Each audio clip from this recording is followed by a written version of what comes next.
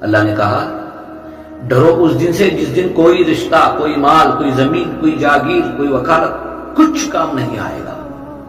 جس دن جتنے رشتے ہمیں دنیا میں کام آیا کرتے تھے اس میں ایک بھی رشتہ ہمارے وہاں کام نہیں آئے گا۔ جو نیکی کمانا ہے وہ یہیں پر کمانا ہے، اگر اللہ کو راضی کرنا ہے تو یہی کرنا ہے، مرنے کے بعد کچھ نہیں ہونے والا۔ جس پر ہم نے بھروسہ کیا ہے پہلے اسے پہچانی، اسے جانی، کیا یہ واقعی ہمارا رہبر، واقعی ہمارا دوست ہے، واقعی یہ ہمارا ہمدرد ہے، واقعی ہمیں قرآن کے مطابق، واقعی ہمیں رسول اللہ صلی اللہ علیہ وسلم کے طریقے کے مطابق ہمیں لے جا رہا ہے۔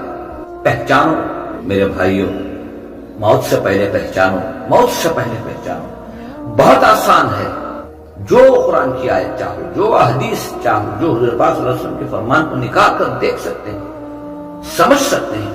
ایک میسج آ جائے، اگر سمجھ میں نہ آئے تو دوسرے کو پوچھنے کے لیے تیار ہیں، لیکن اللہ کے قانونوں کو پہچاننے کے لیے تیار نہیں ہے۔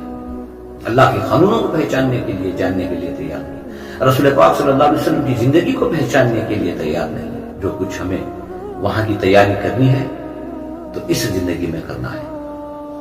اچھے رہبروں کو تلاش کرو، دیکھو، سمجھو، اور اللہ سے دعا کرتے رہو کہ اللہ ہمیں اہدنا الصراط المستقیم پر چلنے کی توفیق عطا فرما، غیر المغضوب علیہم ولا الضالین۔ اے اللہ ایسے لوگوں کے راستے پر نہ چلا، چل تو رہے تھے لیکن گمراہی کے راستے پر، کر تو رہے تھے لیکن اس کا کوئی پتہ نہیں تھا، کوئی ثبوت نہیں تھا، مال بھی خرچ ہو رہا تھا، وقت بھی خرچ ہو رہا تھا، طاقت بھی کھپ رہی تھی۔ ایسے گمراہ طبقے سے ہماری حفاظت کرنا۔